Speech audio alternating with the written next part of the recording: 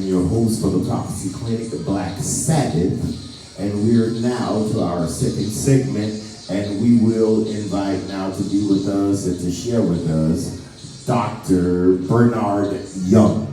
Would you please clap your hands for him as he comes forward and be with us?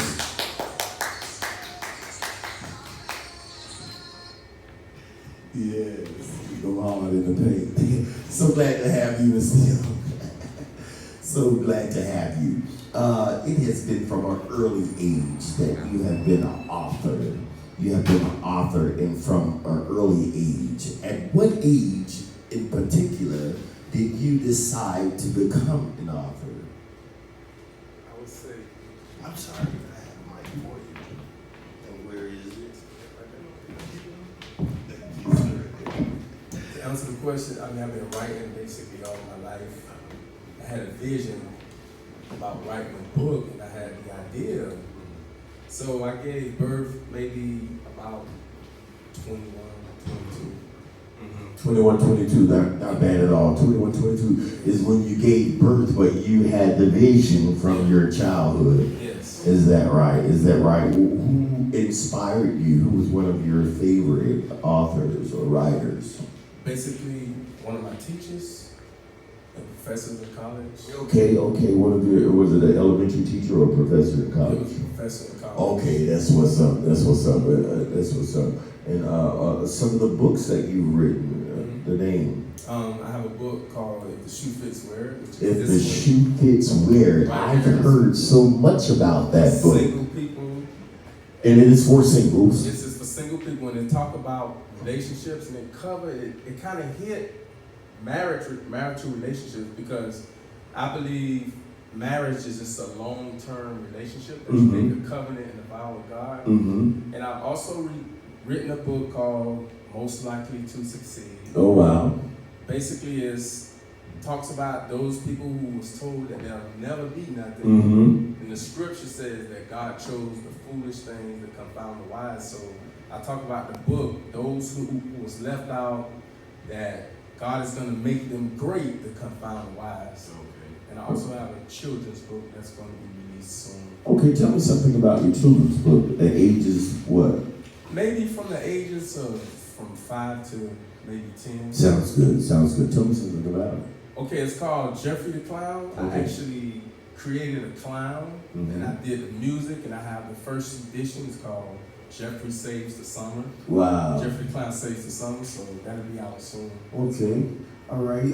Now, if we wanted to get or to purchase some of your publishings, how would we go about doing that? You go to my website, www.iftheshoefitswearit.info.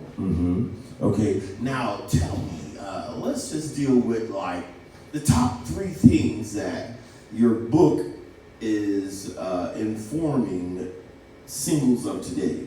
Okay. Well, basically, because divorce is at a rampant state. Yes, it is. It kind of prepares single people to things to look out for, because we know God is the God of covenant, and He doesn't put people together just to get a divorce. Right. So it teaches them things like be careful who you fall in love with, how to choose a mate. It also talks about, I have a chapter that I read, who are you? Because before you marry somebody, you have to ask that question, who are you? Like, a lot of us have purposes and destinies that if you called to be a pastor, then that woman needs to know that she's somewhere down not going to be a first lady. So she needs to be equipped for the journey.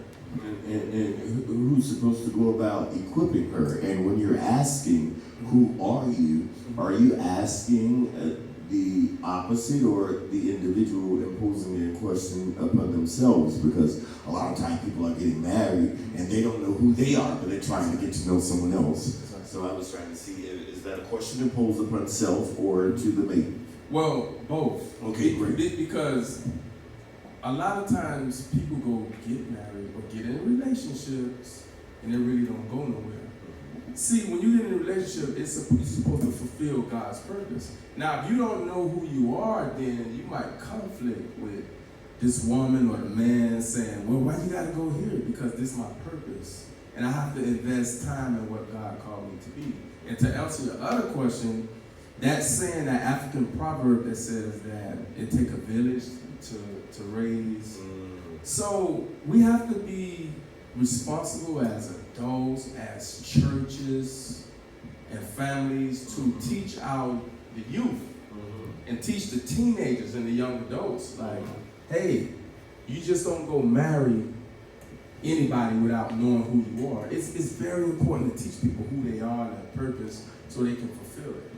Like, so, and I have a thing in the book that I talk about, like, if you put a positive and a negative together, they're gonna clash. But if you put a positive with a positive and a negative with a negative, they go together. Okay. And that's basically how we have to choose in our relationships. Okay. It won't be perfect.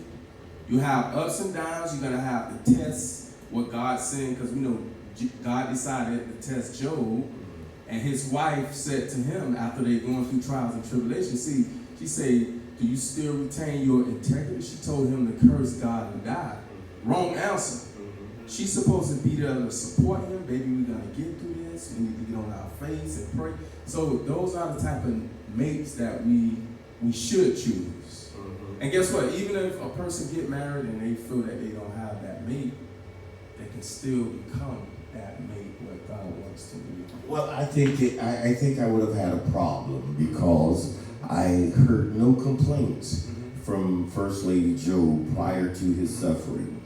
And you need to roll with me or roll over me. Looks like, when he went to going through, she became relationally ill. Yeah. And she wanted to discontinue, seemingly. I don't know, maybe Job had a fatter account, what the Bible spoke about. But she was like, why don't you just do this and die? Yeah. And I don't think that should have been the advice. Exactly. Coming from, a woman who is sent or who you have chosen to support. Exactly. And you look forward to support you in return. Exactly. I think that to inform singles as to what to look for in this hour, because I'm sure your book is giving information because there's a differential, there's a challenge as well as a change that has taken place within the last 20 years of dating or coding or relationship. And so there's a lot that, what are some of the things that you should look out for today that we didn't have to look out for in the day that you and I were growing up, or much younger? Okay, now let me say this. It still go back to what I was saying about the village. Now, we have gotten away from teaching and raising a culture. The word culture just means the way we live. We have gotten away from raising up people and standards. So standards is one of the things. Also, I would say technology, but I don't use technology as an excuse to do what you want to.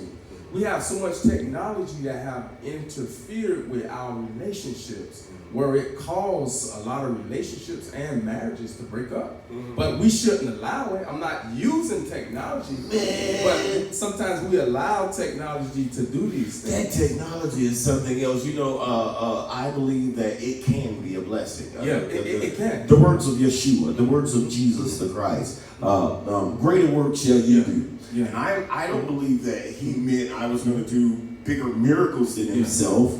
I believe that he was saying that we'll be able to reach the masses. We'll be able to reach more people than he'd been able to do, considering that he was traveling by means of boat, by means of donkey mule as sources of transportation. Yeah.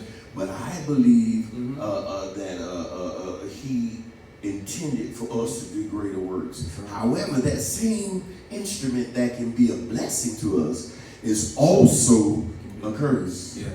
If we allow it. If we allow it. It go back to standards. Go back to standards. Because, even this Facebook thing, you'll be surprised how many relationships has been destroyed. That's right. Because of a Facebook inbox. Okay, go ahead. Now let me say this, because we have to be clear. We're not saying that Facebook in itself destroys relationships. No. We're saying that we are allowing the Facebook and technology and other social media things to do it, because if we serve God, we have the power. The Bible says, greater is he that is within you than in the world. So I do not have to allow Facebook to tempt me and to not only be tempted and to sin, to cause me to be unfaithful and to allow me to break up, with my significant other or my wife.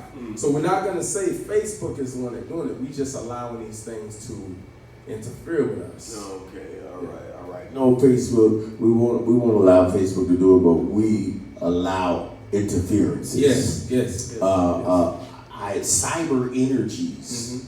Cyber energies. Yep. There's negative cyber energies that the intentions are to destroy relationships. As a matter of fact, if it had any good intentions, you'll never see a family sitting at a table to dine together, but no one's talking to each other because everyone is on their device. That's right. Yeah, everyone is on their device. That's right. Man, I think it is awesome. But give me, you had started, and I cut you off, I believe. Okay. Give me those three things that your book is teaching the singles today, and what they should look out for, and what your book is preparing them for. Your three main topics. Okay.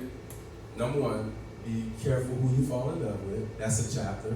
And another thing is we have to concentrate on the full type of love, what the Bible talks about. We talk about agape, which is very important. We talk about storge, which is the family love. We talk about eros, which is the erotic love. Very important. People don't understand. I tell them all the time, God wants you to have sex more than you think you do. It's just He the one who gave you the instruments to do it and produce. So it's not that God doesn't want us to do it. It's just He wants us to do it in context. And also another love, which is phileo, which is the brotherly love. You have to be friends with your mate, man, to make these things work. So I gave you two. And the third thing is, right now, I hear a lot of people all the time say, well, I'll never get in a relationship again. I'll never be involved with anyone because they're bitter. So I teach people, before you enter into another relationship, talk about this in one of the chapters, get rid of bitterness. Heal first before you enter into another relationship, because the new person have to suffer from something that the old person could have done. Wow, okay. Well, we certainly thank you, and we appreciate you for your time. And again, if we wanted to purchase any of your literature, some of your material, tell us how we can do that. You can go to www.iftheshoefitswearit.info. That's www.iftheshoefitswearit.info. Man, and I'm sorry, you were about to say? I was just going to say I'm the author, Bernard Young. He's the author, Bernard Young. Now, you might have heard me say Dr. Young. He's aspiring to be such, but he's already that in the spiritual realm. He's a physician of value, if you will, and we appreciate him. If you need him, now he's not just an author; he's also an anointed minister. If they wanted to get you to minister or to speak on an engagement, how can they get your information? They can also go to the website where it has a place where you can contact me, you can send an email to me, or you can call me at 786-290-8619. That's 786-290-8619. Well, I tell you, it's been a pleasure to have you here, and we thank you for taking time out of your busy schedule. And if there was just one last closing remark you would say to the youth, you would look into our cameras and say what? I'll tell the youth to be encouraged. It's a great opportunities for you. Get from around the wrong people. Stay positive. Listen to your parents. Listen to your elders, and you'll be very successful. Stay in school. Amen. Our brother, our friend, Mr. Bernard Young. Come on, clap your hands for him. We appreciate you. Thank you so kindly, sir.